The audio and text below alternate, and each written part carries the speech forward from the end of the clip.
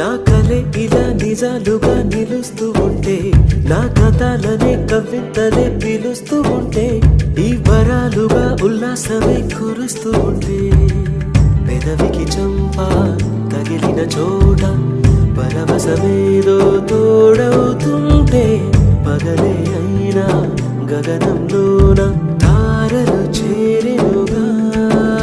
నిజంగా నేనేనా ఇలా నీ జతలో ఉన్నా?